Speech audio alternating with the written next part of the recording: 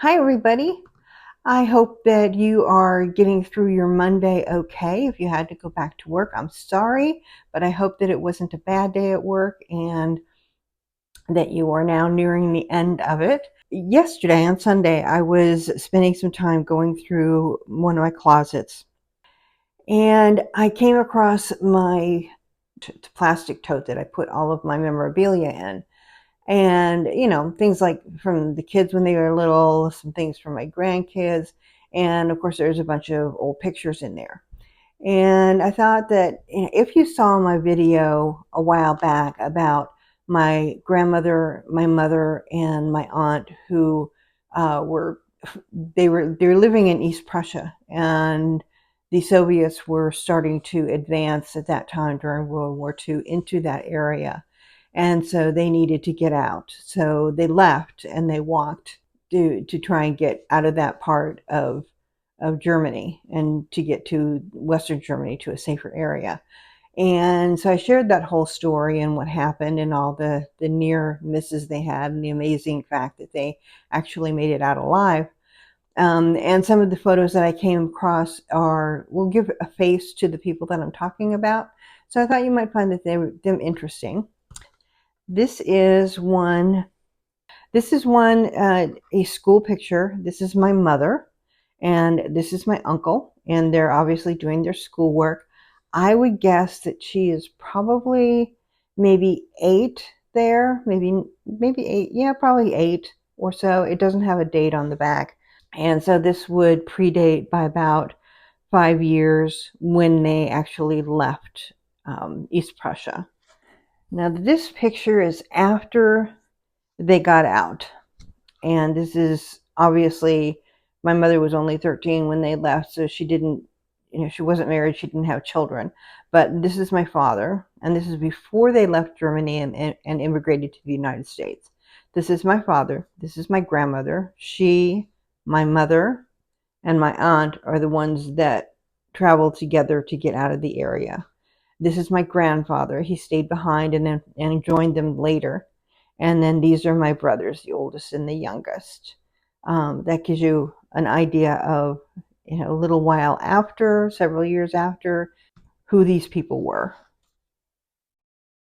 Now this one, I'm going to have to set this to the side because I know the glare is going to get it. It is a pretty light picture anyway. But this is the train that they took from New York to Colorado, and this is a picture of them traveling through Colorado to get to where they needed to go. No, there's no people in this picture, but this is how they traveled all the way from New York to Colorado to their sponsor as displaced persons when they entered the United States. Now this is before they left Germany, and again, the glare. It's not too bad. I'm not even sure if you can see that. Get it a little bit closer. So that's my dad, my 2 brothers, and my mother, and I'm not sure what this building is. Now, this is a picture. When I told the story of when they first came to the United States, they had a farmer who had sponsored them. The whole idea is that the sponsor ends up paying for your transportation, or there's a business that paid for the transportation from Germany to the United States, and then the sponsor paid for their transportation from New York, from Ellis Island, to where he lived in Colorado. And so they were supposed to work for him until they paid back that money. So in a sense, indentured servants. I mean, they couldn't leave until they had paid the man back. And when they arrived, the place that he housed them or wanted to house them was basically a chicken coop. It hadn't been cleaned out. They were expected to clean it out. They were expected to do something to make it weather worthy in Colorado, because it wasn't heated. It had no electricity. It didn't really even it had a roof, but it was logs. So, you could see the sunshine through the gap in the logs. So they had to do something to be able to make it someplace where they can actually live. And they chose not to live there.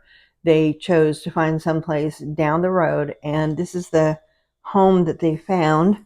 So these are my brothers, And this is the house that they were living in. You can see that the porch is open underneath, but this place was better than where they would have been living. Apparently only part of this house was inhabitable. It was missing the roof on part of it, so they compartmentalized it, and they lived in just the portion of it that had a roof and was not open to the weather. So that's that house. And then, because they came to Colorado, and I will tell you this story. Okay, when I was younger, when I was like 10 or so, we moved back to Germany. And one of the things that was really very funny is that when the people learned that I was from Colorado, what they knew about Colorado was the mountains, of course, and they knew that there were cowboys there, and they thought that there were Indians there, Native Americans. They thought that they were still wandering around in Colorado in full native dress and that we had to be careful of them.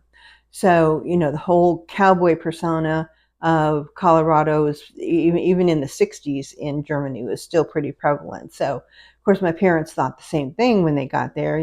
Colorado is cowboys. So here is an entire family of cowboys. My father, my mother, pregnant with my sister, and my brothers, all sporting cowboy hats. Yeah, it's pretty embarrassing, but that's what people thought. And my dad was especially excited. He wanted to be a cowboy so bad. And so putting on the cowboy hat, I guess, made him feel very much part of where he was at. So I guess you do whatever you need to do to be able to incorporate yourself into a new community. But yeah, the cowboy hats. And then they moved out of that house that was only partially livable. They moved out of that and they moved to this house, which my mother liked a whole lot better. It's on Elizabeth Street in Denver, and there's my mom. And it's actually, when I lived in Denver, after I was born, it was living in Denver. The area where this house is not a particularly good neighborhood. Then it was a little bit better, but it was still very close to downtown. And so although this was much better for them, it was still not the best neighborhood for them to be living in. But, they felt very lucky and grateful to be able to have found this place. And by this time, they had paid off that farmer and they'd left. They paid him off ahead of time. They were supposed to stay there with him, I believe, for a year or 2 years. And they couldn't handle it. He was not a very good person. And so they did whatever they could to pay him off as quickly as possible and leave. And this is one of the first houses I remember. There's all the kiddos. I'll bring that up a little bit closer. So that's me, my younger brother, my older brother, my sister, and a neighbor. And I remember this house very well, even though I was still fairly young living there. In my mind, I can see the interior of the house and the layout of the rooms in the backyard and where we used to walk and how we used to walk, the route that we would walk to go to church and Bible school and all that whole stuff. And this is one of my favorite pictures. This is of that same house. But this is my mother and I. My dad wanted to take a picture of her sitting on the front porch, and I had to join in. And this has become one of my very favorite pictures that I treasure. Now we get on to something else. And remember I said that there was a time when we moved back to Germany. My father was not in the military, but we moved back to Germany. He was working for an insurance company, and he went there, and we're talking about the 60s. And he sold insurance to soldiers on the military base. So, taking advantage of that whole people going to Vietnam and they need a life insurance situation, which is horrendous. And so when you are an American citizen, which my parents were, you could put 2 of your children in the American schools on the military base for free. If you had more than that, you had to pay tuition. So he was not going to spend any money on putting his children in school. He wasn't going to pay tuition. So it was decided that the two oldest, my brothers, would end up going to the schools on the military base, and my sister and I would go to German schools. Fine, right? Except for one thing. My sister and I were none of us were ever taught to speak German. My family, my parents really wanted to be American. I was the one who was given an American name, and we only spoke English in the home. Except for every once in a while, my mother and my aunts would, and my mother and my grandmother would speak German, but not enough for us to catch up on anything, except for, every once in a while we would catch on to a swear word. Of course, kids catch on to that all the time. So here we are in Germany. I'm like 10, my sister's maybe 12. We've not spoken German at all in the home, and yet we're thrust into German schools. So we spent that summer before we started school with primers, elementary school primers, Dick and Jane type stuff. And, it was felt that things like math and all that would come because math is math, right? But it's not. Not across countries and how they teach it, but or the progression of how it works in schools. So it wasn't just a matter of learning the language, but we were trying to learn the language from primers, and then we got put into our classrooms. Now my sister got put back behind 1 year. I did not, and I can't even tell you the reason why.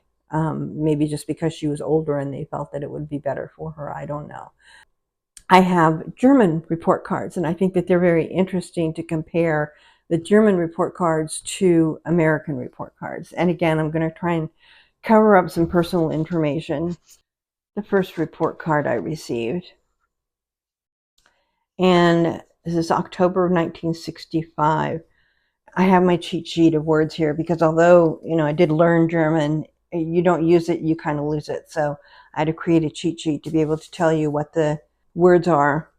5 Schuljahr, that's 5th grade school year.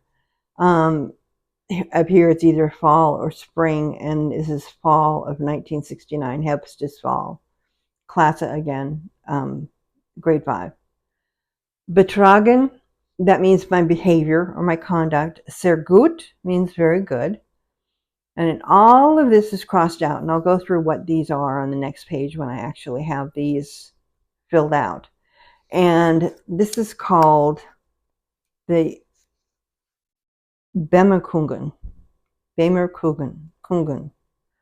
And what that means is, did I write this down? It's comments, okay? So this comment written out here says, due to the existing language difficulty in German, she doesn't receive any detailed information about her achievements. So it's explaining why they didn't give me any grades for that semester. And this was at the Mahler-Becker Schule, which was in Mainz, Gunzenheim, Germany. So that was my first report card, which was basically no report card. Okay. So then let's go on to the second half of the year. And they don't divide theirs into quarters. They divide it into halves. This one was done March 29th of 1966. Still 5th grade. Ostern, which is basically Easter, but 1966, which is spring. Okay, so again, betragen is behavior. I got a gut, just good, okay. Mitarbeit is cooperation. So you get one for general conduct and one for cooperation. I don't know why I don't combine it into 2, but there you have it. Leistungen is a strict translation for that is services, but basically they're just talking about which classes I'm in. Religion, I got Befriedigung, which is considered satisfactory. So you see there's a lot of Befriedigung through all of this.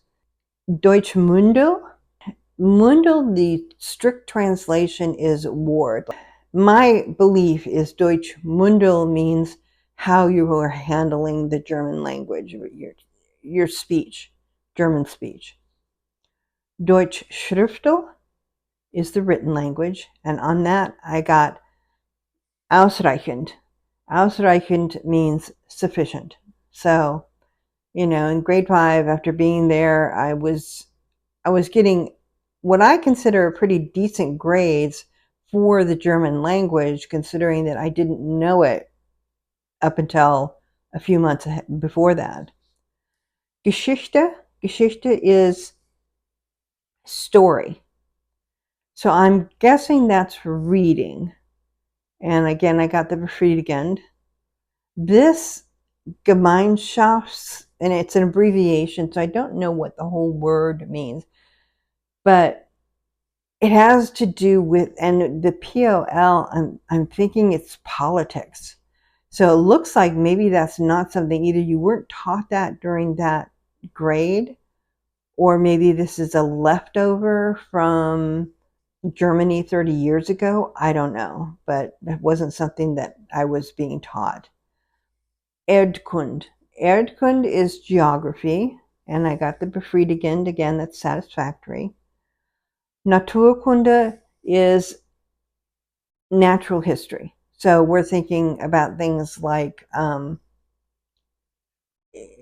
progression of nature, talking about previous eras. Naturlehre is natural sciences. So ausreichend, again, that means I got sufficient grade on that. And that's like biology. Rechnen is math, calculating. Raumlehre, the strict translation for this is space theory. So you would think that maybe it's astronomy. It's not. It's geometry. So they had separate things for like regular arithmetic and geometry in 5th grade. I don't know. Okay, then up here we have bildnerische Erziehung. What this means is visual education, art. 3 letters, art, A-R-T, instead of bildnerische Erziehung. Okay. Again, a befriedigend on that. Schreiben, which is writing, befriedigend. Werken, strict translation is work, so I'm not sure what that is. Music, good. English, good. English, I only got a good. I didn't get a very good. I am the one who speaks, I tapped my mic again. I'm the one who speaks the best English in the entire class, including the teacher, but I only got a good. So let me tell you, they were teaching British English. So a lot of the words weren't the same.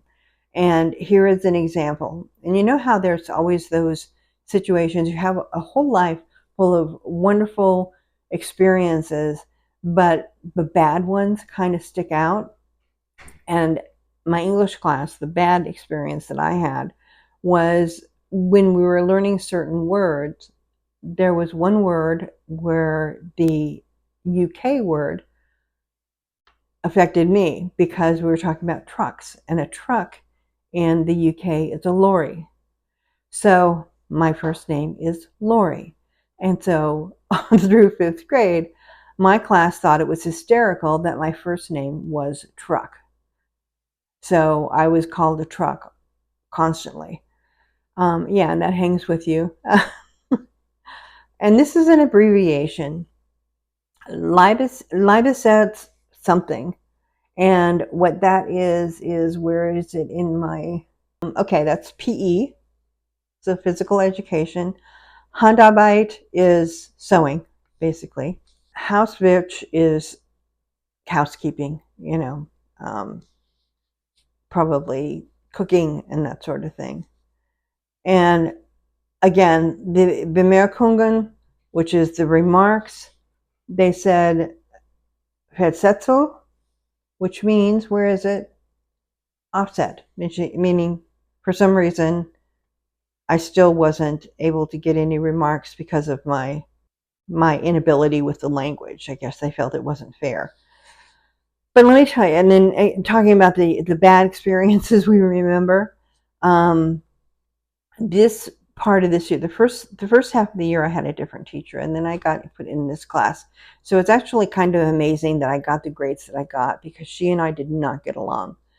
I recall a certain situation where the language barrier was so bad. She was trying to get a a lesson across to me, and I could not get it because of the language barrier. So she kept trying, and she put in a great effort, trying, sitting right across from me, working one on one, trying to get so that I could understand it, but I just couldn't.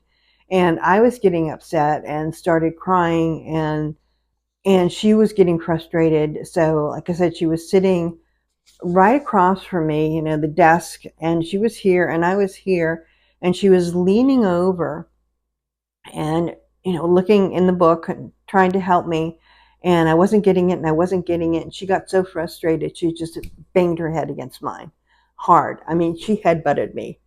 And this is the thing about German schools at that time. I don't know how they are now, but um, corporal punishment was allowed. It was certainly allowed, if the kids misbehaved. And I, on that occasion, because after she headbutted me, was, like hysterical, this is what they would do. You would have to put your hands out, and they would take the ruler, and it was, of course, the old wooden rulers, and they would smack it across your fingers, and you would end up with a bruise across all of your fingers from that smack. And that's how your parents knew that you got in trouble at school, because you would come home with the bruise across your fingers. So it absolutely was allowed then. And again, this was at the Mahler-Becker Schule in Mainz-Gunzenheim. Then we moved. Okay. So this is the one that I got from that school, and this is the Pestalozzi Schule, Pestalozzi Schule, Gersthofen, which is just outside of Augsburg. Okay, so this is after we moved. Pestalozzi Schule. This is 1967 February, and different teacher, whole different situation, and this is different because in the other one, you saw that they usually actual words. This one, they use numbers. And so 1 is sehr gut, 2 is gut, 3 is befriedigend, 4 is ausreichend, and I can't show that to you. 5 is mangelhaft, which is deficient, and 6 is ungenügend. Not something that I could easily remember. So they have the numbering system 1 through 6. And here's what's really interesting. The Germans are really reserved in their praise, especially in school. So, we have A, B, C, D, and then either E or F. In elementary school, I think maybe it's still F. So our A is excellent. Germany, they don't have an excellent. They have a very good. And in the US, a B is considered either good or very good. Okay? The C is considered satisfactory, and so on. So in German schools, you never get, even if you get ones all the way down, which is very good, it's never excellent. It's never, exactly the same in the way they explain it. So these are pretty much the same categories. Religion is religion. Deutsche Sprache is speaking the language. Schrift is writing the language. Geschichte, again, is story, which is probably reading. Sozialkunde, which is, social studies. We weren't taught that. Erdkunde is geography. That's right. So this is natural history, and this is like biology. Then they put the two together, Rechen and Raumlehre, which is both math and geometry. Then music, Turnen and Sport, they use a different word, so obviously it's PE. Zeichnen, do I have that here? I'm not sure what that is. Werken, again, means work. I don't know what that is.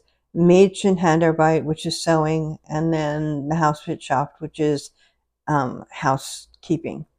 These are probably for the older who end up, okay, there's English classes there. textiles, physics. So these are classes for the older students. Okay. And then what is written up here is it says, the student delighted with her impeccable behavior. Ha ha ha. Collaboration in teaching and hard work at home made friends.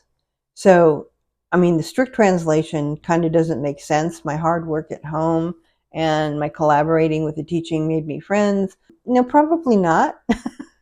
I think I probably made friends in a different way than, being a good student and working hard at home.